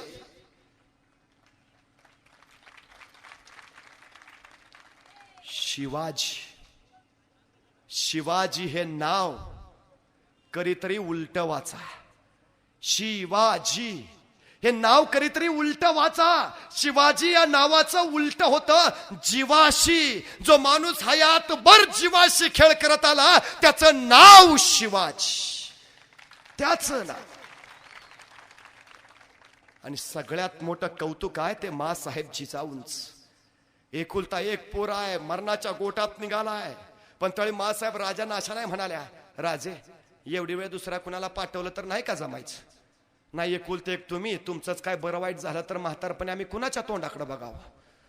नाही, उलट राजे आशीर्वाद घ्यायला आले आणि कडाडल्या, मासाहेब राजे खानाचा हिसाब चुकता करा, आम्हाला खान हवाय राजे. पण त्याच वेळी राजांना वाटलं खान बलाढ्य, यदा कदाचित खानाच्या तावडीतनं आपण जिवंत परतच नाही आलो तर, तसं ते मासाहेबांना म्हणाले, मासाहेब कदाचित कदाचित खानाच्या तावडीतून आम्ही जिवंत परतच नाही आलो तर, तशी कडाडली सौदामिनी राजा नाहीच परत आला तरी जिजाऊ समजून जाईल आम्ही पहिल्यापासूनच निपुत्रिक होतो म्हणून. पण आमच्या काळजीनं तुमची पावलं रेंगाळता कामा नयेत राजे. जा मेलात तरी चालेल. शिवाजी घडतो ना तो अशा संस्कारात ना. हल्ली आमची पद्धत बदलली. आता आमची आई आमच्या पोराला शाळेच्या सहलीसाठी एसटीत बसवायला जाते आणि एसटीत बसवताना त्याला म्हणते, बाळा मधल्याच सीटवर बस. हा बाळ म्हणतं का? नाही, पुढनं कुणी ठोकलं तरी तू सुरक्षित, मागनं कुणी धडकलं तरी तू सुरक्षित, बाळा तू जगला पाहिजेस. आमची सगळी धडपड पोरं जगवण्यासाठी. अरे जिथं पोरं जगण्यासाठी तयार केली जातात ना तिथं पोरं खूप लवकर मरतात, आणि जिथं पोरं मरण्यासाठी तयार केली जातात ना तिथं पोरं मेली तरी पूर्ण उरतात. हा शिवचरित्राचा सगळ्यात मोठा सिद्धांत आहे, सगळ्यात. आणि इथूनच कळलं इथल्या मावळ्यांना, राजा आपल्यासाठी मरायला तयार आहे, राजा आपल्यासाठी जीव द्यायला तयार आहे. अरे राजा आपल्यासाठी मरायला तयार आहे, मग आपण का नाही? आणि मग सुरू झाली स्पर्धा. तानाजी म्हणायचा, राजा द्या किडा, राजा जातो की मी, राजा भिडतो की मी, राजा मरतो की मी. तसा बाजी म्हणायचा, अरे ताना आम्ही हाय नव्ह अजून, ती काय नाही राज, ही मोहीम आपल्याला पाहिजे, आपण जाणार राज, आपण मरणार राज. तसा यसाजी म्हणायचं, बाजी आपण शो डाव आपलाय, राज मी जाणार राज, राजा मी लढणार, मी मरणार राज. जगाच्या पाठीवरचा पहिला काळ आहे जिथं माणसं मरण्यासाठी स्पर्धा करतायत, मरण्यासाठी. काय दिलं असेल शिवाजी राजांनी? तानाजीला सांगितलं कोंढाण्याचं, रायबाचं लग्न काढलंय त्यावेळी तानाजी रायबाचं लग्न बाजूला टाकतो, कोंढाण्याचं लग्न करायला जातो. काय दिलं शिवाजी महाराजांनी? किती माणसं अशी घरचं काम टाकून समाजाचं काम करणारी. काय सांगितलं असेल तानाजीला? अरे तानाजी कोंढाण्यावर गेला तो परत रायबाचं लग्न करायला आलाच नाही. काय पेरलं राजाने? का राजे म्हटले होते तानाजीला, तानाजी तेवढा कोंढाणा घे, मग पंचायत समितीच्या तिकटाच तुझं बघतो. का विशाळगडाची खिंड लढवणाऱ्या बाजीला सांगितलं, बाजी खिंड लढली पाहिजे तर जिल्हा बँकेवर तुम्हाला घेतो. काय दिलं? राजाने दिला होता महामंत्र. तानाजी त्यातनं सांगायचा, हे राज्य माझं आहे, त्यासाठी मलाच लढलं पाहिजे आणि त्यासाठी मलाच मेलं पाहिजे, बस ही माझी जबाबदारी आहे. शिवचरित्राचा हा वारसा जर आम्हाला आज पेलता आला तर माझा देश महासत्ता व्हायला किती वेळ लागेल. पण पूर्वी भारत माझा देश होता, आता भारत माझा कधी कधी देश झालाय, उद्या तो राहील का? हा सगळ्यात मोठा चिंतनाचा विषय आहे. अशा वेळी आमच्या पोरांच्या हातात शिवचरित्र द्या. राष्ट्रभक्तीचं चालतं बोलतं विद्यापीठ आहे ते. शिवाजी राजांनी किल्ले बांधले हे त्यांचं कर्तृत्व नाही, गड उभारले हे त्यांचं नेतृत्व नाही, तर शिवाजी महाराजांनी या मातीत उगवलेल्या माणसातून नॅशनल कॅरेक्टर्स पैदा केली, राष्ट्रीय चारित्र्य आणि राष्ट्रीय आदर्श घडवले हे त्यांचं सगळ्यात मोठं कर्तृत्व आहे. कुणी घ्या, तानाजी घ्या, बाजी घ्या, मुरारबाजी घ्या, यसाजी घ्या, प्रत्येक जणच आयुष्य सांगतं कसं जगावं आणि कसं मरावं. आम्हाला आमच्या आयुष्यात त्या शिवचरित्राचा हा वसा पेलता आला तर किती बरं होईल. आमच्या जे सर्वोच्च आहे ते जर आम्ही सर्वोत्तमरित्या आमच्या देशाला दिलं तर देश किती लवकर मोठा होईल. पण दुर्दैवानं आमची अडचण ही होते, घरातल्या दिव्याला आम्ही कधी दगड मारत नाही, पण रस्त्यावरनं चालता चालता खोळ दिशी टूप फोडण्यात मात्र आम्हाला मोठा आनंद मिळतो. घरातली का फोडत नाही तर माझी आहे, रस्त्यावरची का फोडतो तर माझी नाही. हा देशच आम्हाला आमचा वाटत नाही, ही आमची अडचण आहे. शिवाजी महाराजांनी पहिल्यांदा ते केलं, हे तुझं आहे, हे तुलाच सांभाळलं पाहिजे, हे तुलाच टिकवलं पाहिजे, तुलाच उभा केलं पाहिजे आणि तुलाच जपलं पाहिजे, बस. सगळ्यात महत्वाचा वारसा आहे. सिद्धीचा वेडा पन्हाळ्याला पडलाय, राजे 6 महिने झाला अडकून पडलेत, जून महिना जवळ आलाय, राजांची काळजी वाढली. ती एवढ्यासाठी नाही की आपण सुटलो पाहिजे, राजांची काळजी आहे शेतकऱ्यांची, पावसाळ्याचे दिवस, पण सिद्धीच्या भयाने शेतकरी डोंगरदऱ्यात दबा धरून बसलाय. वेडा जर उठला नाही तर शेतकरी रानात येणार नाही, रानात जर आला नाही तर पेरणी होणार नाही, पेरणी जर झाली नाही तर पिकं नाहीत, पिकं नाही मग दुष्काळ, रयतेच्या वाट्याला दुष्काळ येऊ नये म्हणून वेडा उठला पाहिजे. राजांचीच अवस्था नाही, स्वतः मासाहेब जिजाऊ वय वर्ष 60, सिद्धीचा वेडा फोडायला 60 वर्षाच्या जिजाऊ घोड्यावर मान ठोकून निघाल्या शमशेर घेऊन. नेताजी पालकर आडवाला, मासाहेब कुठं, आणि कडाडल्या मासाहेब नेताजी. रयतेच्या डोळ्यातला अश्रू सुकले, आता रक्त ओघळत तिथून. नेताजी तुमच्या तलवारी वांज झाल्या का तुमचा पराक्रम विझला नेताजी. तसा नेताजी कडाडला. मासाहेब उद्या सूर्यास्तापर्यंत राजे तुमच्या सामने हजर करतो. आणि नेताजी सुटला. सिद्धी हिलालला सोबत घेऊन छापा मारला, पण बळ तोकडा पडलं. सिद्धी बलाढ्य निघाला.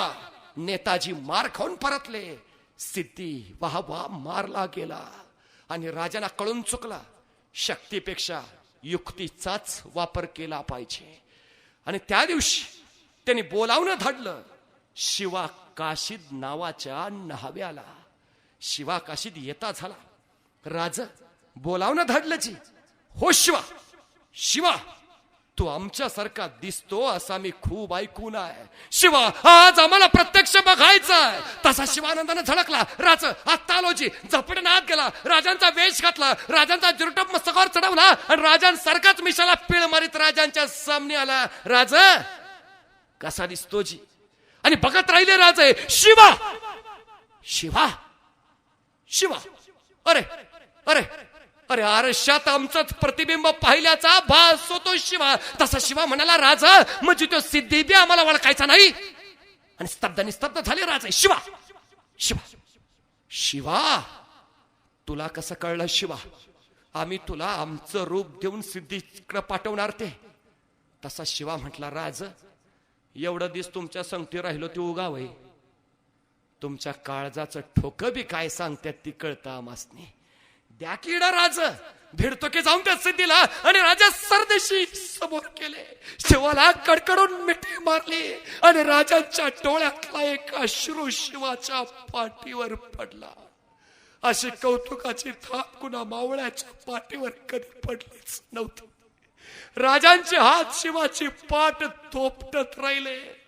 आणि बघता बघता डाव ठरला. सिद्धीला निरोप दिला गेला. राजे शरण यायला तयार आहेत. आणि आनंदला सिद्धी आखिर आई गया दक्कन का चूहा सिकंजा में अब दिखाएंगे. आणि कळाला राजे तहाची बोलणी करायला येत आहेत. आता तहाची बोलणी करायला म्हणजे संपलं. सैन्य ढिलं पडलं. वेडा गाफील झाला. बेसावधानता सगळीकडे पसरली. आणि बघता बघता याच ढिलाईचा फायदा राजाने उठवला. 2 पालख्या तयार केल्या. एका पालखीत स्वतः बसले. बाजीप्रभूंना संगतीला घेतलं आणि निघाले. ढिलाईचा फायदा उठवली विशाळगडाच्या रोखानी. आणि सिद्धीशी तहाची बोलणी करायला निघाला शिवा काशीद राजांचं रूप घेऊन. आता साक्षात राजेच येणार आहेत म्हटल्यावर वेडा चिरेबंद कुठला, तो निव्वळ ढिला. त्याच गोष्टीचा फायदा उठवत राजे सुटले होते. आणि शिवाजी महाराज शिवाजी काशीत बनलेले खाली आले होते. पालखी आली. सिद्धी पुढे झाला. आओ शिवाजी राजे. आणि पालखीचा पडदा सरकला. आस्ते कदम राजे शिवाजी उतरले. गळाभेट झाली. आणि सिद्धी म्हणाला, चलिये राजे. पण त्याच वेळी 2 संशयी डोळे मात्र रोखले गेले होते शिवा काशीतवर. शाम्यानातनं पाऊलात पडता पडता ते 2 संशयी डोळे पुटपुटले. ये शिवाजी नाही हो सकता. अरे थबकला सिद्धी. म्यानातनं सरदिशी शमशेर निघाली. आणि बघता बघता सब दिशी चालली. रक्ताची चडखंडी यातनेचा कल्लोळ उडाला. दुसरा वार, तिसरा वार आणि अखेर आली शमशेर गर्दनीवर. सच बता तू या शिवाजी. आणि कडाडला शिवा, अरे हा मैं ही शिवाजी. तोपर्यंत वार झाला. रक्त लसलसत बाहेर पडलं. लाख इंगळ्या डसाव्या तसा वेदनांचा सूर खुमला. आणि विचारत राहिला सिद्ध्या पता. आणि सांगता झाला शिवा, अरे हा मैं ही शिवाजी. मग मात्र सिद्धी वळाला त्या 2 संशयी डोळ्याकडे. ते 2 संशयी डोळे होते फाजल खानाचे. अफजल खानाचा मुलगा फाजल खा. सिद्धी विचारता झाला, कैसे कह सकते हो ये शिवाजी नहीं है. तसा फाजल खान सांगू लागला, हुजूर मैंने देखा है शिवाजी राजे को. अफजल खान वधाच्या वेळी मी बघितलंय शिवाजी राजांना. त्यावेळी कृष्णाजी भास्करच्या तलवारीचा वार शिवाजींच्या मस्तकावर झालाय. हे जर खरे शिवाजी असतील तर यांच्या मस्तकावर वाराची ती खून पाहिजे. तसा सिद्धी झपटल्यासारखा पुढे झाला. शिवाचा जिरटोप मागे सरला. मस्तकावर वाराची खून नव्हती. शिवा सापडला. समशेर सरसर फिरली. सब दिशे चालली. यात्रांची किंकाळी उठली आणि बघता बघता समशेर आली गर्दनीवर आणि विचारत राहिला सिद्धी, मरण्याचा पहिले आखरी बार पूछता हूं, सच बता तू या शिवाजी. अरे कडाडला शिवा. अरे जन्माला जरी शिवा काशीत म्हणाला असलो तरी मरताना शिवाजी महाराज म्हणून मरतोय. हे भाग्य कमी आहे का?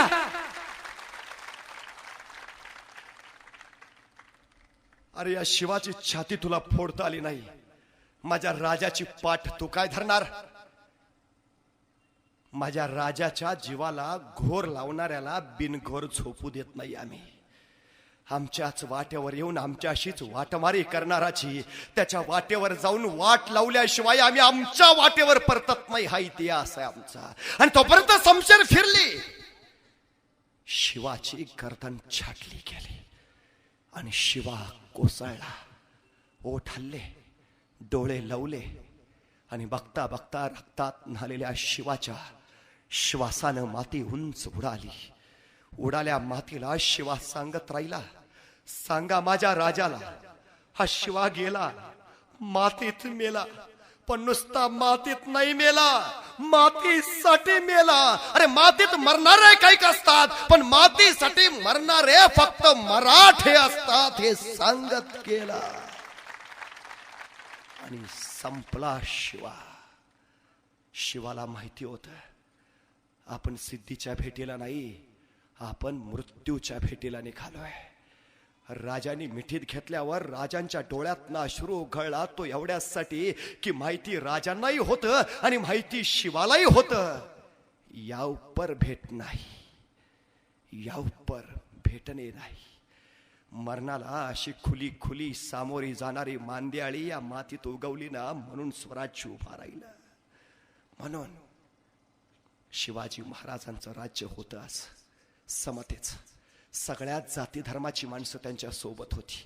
शिवाकाशी सरकार न्हावी त्यांच्या पदरी आहे. बहिर्जी सरकार रामोशी त्यांच्याकडे आहे.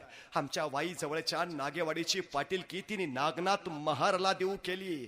एवढंच काय, दौलत खान दर्या सरंग नावाचा मुसलमान त्यांचा आरमार प्रमुख आहे. नूर खान बेग नावाचा मुसलमान त्यांचा घोडदळ प्रमुख आहे. इब्राहिम खान नावाचा मुसलमान त्यांचा पायदळ प्रमुख आहे. काझी हैदर नावाचा मुसलमान त्यांचा वकील आहे. आग्र्याच्या भेटीत पाय चेपणारा मदारी मेहतर मुसलमान आहे. सगळ्या जाती धर्माची माणसं सोबत आहेत.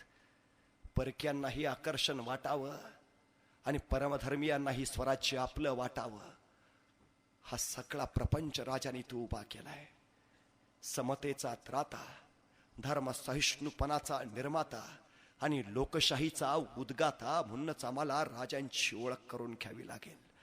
आज ज्यावेळी माझ्या महाराष्ट्रामध्ये एखादं खैरलांजी घडतं, ज्यावेळी माझ्या देशामध्ये एखादं गोद्रा पेटतं, त्यावेळी लक्षात येतं या देशाला जर तिसरी महासत्ता बनवायचं असेल तर या देशाला 350 वर्षापूर्वीच्या स्वराज्याच्या मार्गाशिवाय पर्याय नाही. आजही फक्त शिवविचारच या देशाला महासत्ता बनवू शकतो. पण दुर्दैव आहे, आजचा वर्तमान जर आम्ही निरखला पारखला तर लक्षात येतं. आणि मग आजची परिस्थिती बघून एखादा खंतावलीला वेडा कवी सांगून जातो, राजे ज्या शितापीनं तुम्ही चकमा दिलात सिद्धीला पन्हाळ्यावर, त्याच पन्हाळ्यावरच्या पंचतारांकित हॉटेलमध्ये आता तुमचेच मावळे नाचवतायत, नागवतायत आणि नाचवतायत कल्याणच्या सुभेदारांच्या सुना राजरोस. राजे आता इथं अत्याचाराबद्दल केले जात नाहीत हातकलम, उलट केले जातात आणखी बळकट, आणखी एखादा अत्याचार करण्यासाठी किंवा काळ्या कोटांचे प्रपंच चालवण्यासाठी. राजे आता तानाजी बाजी मुरारबाजी सुद्धा बोलू लागले फितुरांची भाषा. आपल्याच डोळ्या देखत आपल्याच बायका पोरांची कत्तल होत असताना बदलत नाही त्यांच्या चेहऱ्यावरील रेषा.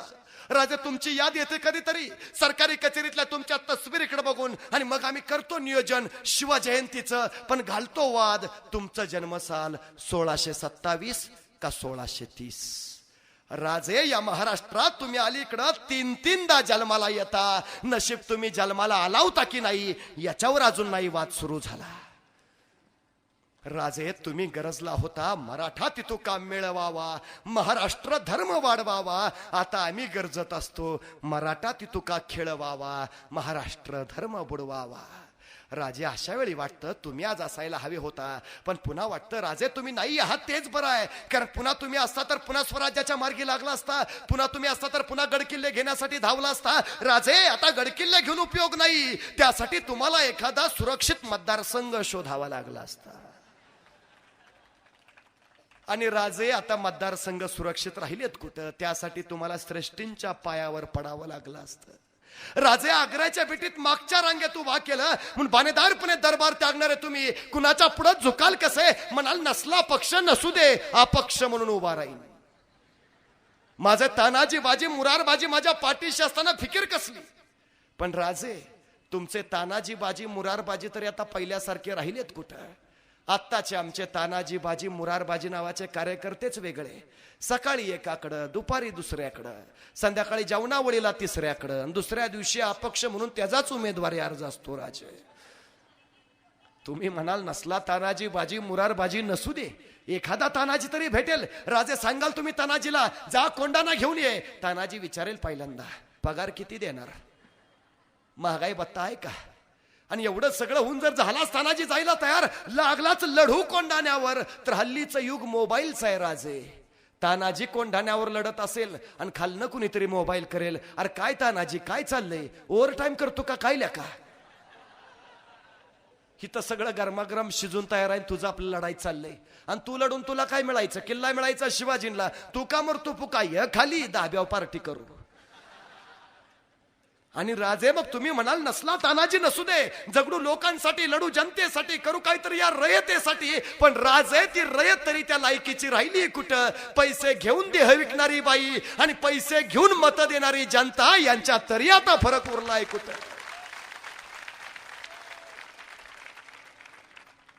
म्हणून म्हटलं राजे तुम्ही नाही आहात तेच बरं आहे. पण वाटलंच तुम्हाला यावं इथं पुन्हा तर एक करा, येताना एकटे येऊ नका. येताना मासाहेब जिजाऊंना सोबत घेऊन या. कारण जोपर्यंत इथं जिजाऊ जन्माला येत नाही तोपर्यंत इथं शिवाजी पैदा होत नाही. पण राजे आमचं विज्ञान आता इतकं पुढे गेलंय. राजे गर्भात मुलगा का मुलगी ते आता आधीच कळू लागलंय. राजे जिजाऊ आता गर्भातच मारल्या जातात, बाहेर यायचा सवालच नाही. आणि शिवाजी उभा राहायचा तर मग प्रश्नच नाही. नाहीतर हल्ली आम्ही म्हणतो घराघरात जिजाऊ असेल तर अंगणात शिवाजी दिसेल. पण अलीकडे आमची पोरं सुद्धा अंगणात असतात. राजे शिवजयंतीच्या दिवशी तुमची शिवजयंती केवढ्या थाटात साजरी करतात. राजे अहो गड किल्ल्यावर ज्योती मशाली आणायला पळत जातात. राजे पण ज्योत घेऊन पळणाऱ्यानं किती अंतर काटलं, हे गाडीतल्या किती बाटल्या संपल्या याच्यावर ठरतं. राजे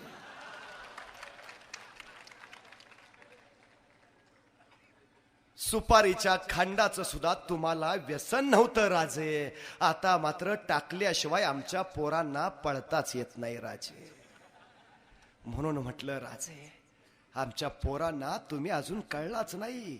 कारण छत्रपती शिवाजी महाराज हे काही डोक्यावर घेऊन नाचायचे विषय नाहीत, ते डोक्यात घालायचे विषय नाहीत. जोपर्यंत शिवाजी डोक्यात जात नाहीत ना तोपर्यंत स्वराज्याचं सुराज्य होत नाही. शिवाजी महाराजांनी जे केलं ते 750 वर्षापूर्वीचा पारतंत्र्याचा घनदाट अंधार बाजूला काढला, स्वातंत्र्याचा सूर्य इथं निर्माण केला, रायगड आनंदानं न्हाला आणि भूमिपुत्रांचं राज्य इथं स्थापन झालं, राज्याभिषेक झाला. शिवाजी महाराजांनी शकही सुरू केला. शालिवाहन राजांनी शक सुरू केला पण नाव स्वतःच दिलं, शालिवाहन शके. शिवाजी महाराजांनी शक सुरू केला पण नाव स्वतःच नाही, नाव दिलं राज्याभिषेक शके. स्वतःचा जागर नाही म्हटला. एवढे दुर्ग बांधले शिवाजी महाराजांनी. कुठल्या दुर्गाला नाव दिलं शिवदुर्ग, कुठल्या गडाला लिहिलं शिवाजीगड, कुठल्या किल्ल्यावर लिहिलंय जिजाऊ स्मृती, कुठल्या गडावर आहे शहाजींचा आशीर्वाद, कुठल्या किल्ल्यावर लिहिलंय मातृपितृ छाया. आमचा रस्ता तयार होत नाही तोपर्यंत कडेला पाटी यांच्या फंडातून त्यांच्या प्रयत्नातून सांगावं लागतं. सगळं सांगावं नाही लागत शिवाजींचं कर्तृत्व. सांगावं नाही लागत. अरे गड म्हटलं की शिवाजी, शिवाजी म्हटलं की गड, किला म्हटलं की शिवाजी, शिवाजी म्हटलं की किला. सह्याद्री म्हणजे शिवाजी, शिवाजी म्हणजे सह्याद्री. महाराष्ट्र म्हणजे शिवाजी, शिवाजी म्हणजे महाराष्ट्र. आणि या महाराष्ट्राच्या मातीत जन्माला आलेलं मराठमोळ पोर म्हणजे शिवाजी. आणि शिवाजी म्हणजे महाराष्ट्राच्या मातीत जन्माला आलेलं मराठमोळ पोर. साधा सरळ. पण हल्ली आमची पोरं सुद्धा थाटात घरं बांधतात आणि घरावर थाटात लिहितात आई बापूंचा आशीर्वाद आणि बापू गोट्यात.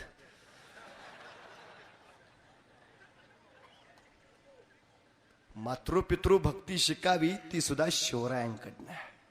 1662 साली शहाजीराजे महाराष्ट्रात आले त्यावेळी आपल्या पित्याचे जोडे डोक्यावर घेऊन नाचलाय शिवाजीराजा. आपल्या पित्याची पालखी खांद्यावर मिरवत गेलाय शिवाजीराजा. अरे मासाहेब जिजाऊंचा तर एकही शब्द कधी खाली पडू देत नव्हता शिवाजीराजा. अरे स्वराज्य हे तर मुळात शहाजी जिजाऊंचं स्वप्न होतं. आपल्या आई वडिलांच्या स्वप्नासाठी स्वतःच्या आयुष्याचा अग्निकुंड करून घेणारा शिवाजी नावाचा हा पहिला पुत्र आहे. स्वराज्य या आपल्या माता पितांच्या ख्वाहिशेसाठी स्वतःच्या आयुष्याचं रणांगण करून घेणारा हा पुत्र आहे. राज्याभिषेक झाला. शहाजी जिजाऊंचं स्वप्न पूर्णत्वाला गेलं आणि अवघ्या 12व्या दिवशी राज्याभिषेकानंतर मासाहेबांनी देह ठेवला. असा पुत्र ज्या माता पित्याच्या वाट्याला ते भाग्यवान, आणि असे माता पिता ज्या पुत्राच्या वाट्याला ते पुत्र भाग्यवान. शिवाजी महाराजांनी प्रचंड ताकदीने महाराष्ट्र पुढे नेला. संस्कृतीकरणाच्या अंगाने महाराष्ट्राची प्रचंड मोठी जबाबदारी त्यांनी पेलली. कारभार मराठीत चालू केला. अरबी फारसीचं आक्रमण नाकारलं. रयतेच्या भाषेत जर रयतेचा कारभार चालला नाही तर रयतेला तो कारभार आपला वाटत नाही. कारभार मराठीतच सुरू केला. आता मात्र मराठी वाचली पाहिजे हे आमचेच नेते ज्यावेळी इंग्रजीतनं सांगतात त्यावेळी 350 वर्षापूर्वीच्या शिवाजींची आठवण काढावी लागते. शिवाजी महाराज निरक्षर होते असा एक वाद महाराष्ट्रात एकेकाळी खूप रंगला होता. शिवाजी महाराज निरक्षर नाही, चांगले साक्षर होते. 8 भाषा येत होत्या. त्यांनी लिहिलेले अभंग आता उपलब्ध झालेत. एवढंच नाही, स्वतः तर तेज तर्रा आहेतच, पण स्वतःचा पुत्र संभाजीराजांना 16 भाषा येत आहेत. मराठी येते, संस्कृत येते, प्राकृत येते, उर्दू येते, हिब्रू येते, पाली येते, कन्नडी येते, तामिळ येते. एवढंच काय, दाखले तर असे मिळत आहेत की 350 वर्षापूर्वी संभाजींना इंग्रजी सुद्धा येत आहे. बुधभूषणम नावाचा ग्रंथ लिहिलाय त्यांनी संस्कृत मध्ये. त्यात ते श्री गणेशाचं वर्णन करताना लिहितात पद पदम पत्र समचरण जंग जिमिकन कर बकर नाभि ललित गभीर उदर लंबित विशाल वर उर दीर्घति मुंडी कर देत चारी फल एक दंत सुंड लवत हरिजात सकल मल. हे संभाजीनी श्री गणेशाचं संस्कृत मधून केलेलं वर्णन आहे. शैक्षणिक दृष्ट्या प्रचंड परिपक्वता निर्माण केली राजांनी. गागा भट्टांना सांगितलं राज्याभिषेकावर ग्रंथ लिहा. समयनय नावाच्या ग्रंथाची पूर्तता झाली. रघुनाथ पंडितांना सांगितलं राजव्यवहार कोशाची निर्मिती करा. संकर्षण सकळ कळेला सांगितलं युद्धशास्त्रावर पुस्तक लिही. कवी परमानंदांना सांगितलं महाराष्ट्राचा इतिहास मांड. जागोजागी पाठशाळा सुद्धा काढल्यात राजांनी. शिकली पाहिजेत पोरं. भारतातला पहिला छापखाना शिवाजी महाराजांनी काढलाय. भीमजी पारेख नावाच्या माणसाला सुरतेच्या लुटीत मिळालेलं छपाई यंत्र दिलं. सांगितलं छपाई सुरू कर. येऊ दे ग्रंथ, येऊ द्या पुस्तकं, वाचू द्या लोकांनी, कळू द्या ज्ञान. केवढी अफाट प्रगती आहे. केवढी आरमारू भारलाय. 5000 गलबत आहेत. दर्यावर असे दर्या सरंग तयार करून ठेवलेत की दर्यावर हुकूमत फक्त राजांची. इतका अफाट. परवा एक ब्रिटिश त्याच्याच इंग्रजांना सांगतोय, तो लिहितोय इंग्रजांसाठी, अरे तुम्ही इंग्रज लोक भाग्यवान. त्या शिवाजींना आयुष्य कमी पडलं रे. ते शिवाजी आणखी 10 वर्ष जगते ना तर इंग्रजांना पुऱ्या हिंदुस्थानचा नीट चेहरा सुद्धा बघता आला नसता. 150 वर्ष राज्य करणं लांब राहिलं. शिवाजींना कळालं होतं व्यापाराची धोरणं त्यांनी तशी राबवलेली. इंग्रजांना पाय नव्हता ठेवू दिला. उलट संभाजींच्या करवी संभाजीने त्या मुंबईचा गव्हर्नर केजविन त्याला सरळ लिहिलंय मुंबई विकत द्या विकत. केवढी झेप आहे. केवढी. सगळ्या बाबीत पुढाकार आहे राजांचा. एक ईस्ट इंडिया कंपनी या देशात आली तर देश 150 वर्ष पारतंत्र्यात गेलाय. आता इतक्या बहुराष्ट्रीय कंपन्या या देशात येत आहेत की देश किती वर्ष पारतंत्र्यात जाईल सांगता नाही यायचं. शिवाजी महाराजांनी 350 वर्षापूर्वी झोकलेलं हे त्यावेळी केलं. परदेशी पैलवान जर काजू पिस्ता बदाम खाऊन आमच्याकडे येत असेल आणि आमचा देशी पैलवान जर हायब्रिड खाऊन त्याच्या पुढे जात असेल तर कुस्ती कोण जिंकेल हे सांगायला पंचाची सुद्धा गरज नाही. आमच्या पोरांना तसं घडवलं पाहिजे. आम्ही म्हणतो मराठी माणूस व्यापारात माग. एखाद्या मुलाला विचारावं सध्या काय चाललंय, तो काही नाही, धंद्यात पडलोय. बोलताना सुद्धा धंद्यात पडलोय. धंद्यात असा पडतो की पुन्हा उठून उभाच राहत नाही. 350 वर्षापूर्वी शिवाजी महाराजांची जहाज युरोप, इराण, तुर्कस्तानला मसाल्याच्या पदार्थाचे व्यापार करायला जात होते. मराठी माणूस कधी व्यापारात माग नव्हता. दारू गोळ्याचे कारखाने स्वतः शिवाजीराजांनी इथे निर्माण केलेत. शस्त्रांचे कारखाने काढलेत. इथल्या गावगाड्यातल्या प्रत्येकाच्या हाताला काम दिलंय. स्वयंपूर्णता उभारली. कुणावरही अवलंबून राहायला नको हे स्वावलंबन शिवाजींनी शिकवलंय. आम्हाला ते निर्माण करावं लागेल. टिकायचं असलं तर. हा वसा आहे शिवाजी राजांचा. अरे तत्कालीन काळ एवढा भयान आणि बिकट आहे की दिवसा ढवळ्या कुणाच्याही आबरू लुटली जायची. दिवसा ढवळ्या कुणालाही उचललं जायचं. कुणी दाद मागणार नव्हतं. फिर्याद करावी कुणाकडं. कुंपणानं शेत खाल्लं तर कुणाकडं जावं. अशाच वेळी घटना घडली. रांजाच्या पाटलानं एका गोरगरिबाची पोर दिवसा ढवळ्या उचलली. दिवसा ढवळ्या तिला भोगली आणि त्या पोरीनं आयुष्याची माती झाली म्हणून स्वतःला विहिरीत झोकून दिलं. वार्ता राजांच्या कानावर गेली आणि संतापला राजा कडाडला. स्त्री माझ्या मराठ्यांच्या देवरातील देवता, तिच्या पदराला हात घालण्याची कदर कसली. फिलपावर कैद करा. आणि राजाचा पाटील काहीच झाला. जखडबंद अवस्थेत राजांच्या सामन्याला निखार दाटला डोळ्यात आणि कडाडले राजे. जे हात त्या बाईच्या पदराकडे झेपावले, कलम करा त्याचे हात, तोडा पाय तुरंत. नुसता आदेश नाही, अंमलबजावणी झाली. राजाच्या पाटलाचे हातपाय तोडले गेले. वार्ता रयतेत पसरली. असं कधी घडलंच नव्हतं. असं कधी झालं नव्हतं. माई माऊली आक्रीत झाडल्यासारखं सांगू लागल्या, अगं आहे आहे कुणीतरी आहे. माई माऊलीच्या अब्रूची राखण करणारा कुणीतरी आहे. आहे शिवाजी नावाचा माझा भाऊ आहे. गेली 350 वर्ष शिवाजी राजे का ध्यानात राहिले याचं उत्तर हे आहे. परवा मुंबईला हिंदू मुसलमानांची दंगल झाली. का झाली, कशासाठी, कारण परंपरा भाग वेगळा. पण त्या दंगलीचा फायदा उठून एका मुस्लिम मोहल्ल्यामध्ये काही गुंड होते. त्याच मुस्लिम मोहल्ल्यामध्ये आणि 25 लावण्यखनी युवती होती. देखणी आरसपणी बस बघावं आणि बघतच राहावं इतकी लावण्यखनी. या गुंडांचा त्या युवतीवर डोळा होता. दंगलीच्या कल्लोळाचा फायदा उठवावा आणि या युवतीची आबरू लुटावी असा बेत त्यांनी आखला. आणि दंगल ऐन जोमात असतानाच रात्रीच्या 12-12:30 वाजता काळोख चिरत हे सगळे त्या युवतीच्या घराच्या दिशेनं सरकू लागले. बघता बघता दारावर धडका पडू लागल्या. आतली युवती बावरली, शहरली, घाबरली. खिडकीतनं बघितलं, गुंड दिसले. इरादा ध्यानी आला तसे जीवाच्या आकांताने पळत सुटली. मुंबईच्या रस्त्यावर रात्री 12-12:30 बेभानपणे पळते. गुंड पाठलागावर आहेत. तिला कळून चुकलं, या गुंडांच्या तावडीत जर पडलो तर आपल्या अब्रूची लखतर इथंच रस्त्यावर टांगली जातील. बेभान पळतीये. जीवाच्या आकांताने काळोख चिरत धावतीये. धावता एका बोळात शिरली. बोळातल्या एका घरात तिला उजेड दिसला. दपापत्या उरानं दारा पुढे आली. दार ठोठावलं. दार उघडलं गेलं. दारात उभा होता ऐन तिशीचा एक हिंदू युवक. दारात मुसलमान युवती पाहिली. त्याला आश्चर्य वाटलं. बाहेर दंगल चालली हिंदू मुसलमानाची. ही मुलगी मुसलमान, मग एका हिंदूच्या दारापुढे कशी? त्याने विचारलं, काय हवंय? ती युवती म्हणाली, काय गुंड माझ्या पाठलागावर आहेत. एका रात्रीपुरता मला आश्रय मिळेल का? माझी आबरू लुटायचा बेत आहे त्यांचा. हा युवक म्हटला, निश्चिंत आत ये, घर तुझंच आहे. तिला आत घेतलं. स्वतःचं अंतरून पांघरून दिलं. सांगितलं, शांत झोप इथं तुला कुठली भीती नाही. मी स्वतः दाराशी राखण करत राहतो रात्रभर. ते गुंड परत येणार नाहीत, तुला त्रास देणार नाहीत. बिनगोर राहा. ती युवती झोपी गेली. हा दाराशी राखण करत बसला. ते गुंड परत येणार नाहीत, त्या युवतीला त्रास देणार नाहीत. पण राखण करता करता डोक्यात विचार आला, बाहेर दंगल चालली हिंदू मुसलमानाची. ही मुलगी मुसलमान, मी हिंदू. मग एका हिंदूच्या घरात तिने आसरा मागितलाच कसा? तिला भीती नाही का वाटली? आणि ते गुंड तिची आबरू लुटायच्या उद्देशाने तिच्या पाठलागावर आहेत. मीही घरात एकटाच आहे, मीही तरुण आहे. मनात आणलं तर आता या क्षणी इथंच या युवतीची आबरू मी लुटू शकतो. हिला माझ्या तावडीतनं वाचवणारही कुणी नाही. मग कुठल्या भरोशावर माझ्या घरात तिने चिंत थांबली आहे? रात्रभर विचार केला, उत्तर मिळालं नाही. सकाळ झाली. ती युवती जायला निघाली. जाताना तिनं आभार मानले. न राहून यानं विचारलं, बाहेर दंगल चालली हिंदू मुसलमानाची, तू मुसलमान मी हिंदू, मग माझ्या घरात आसरा कसा मागितलास?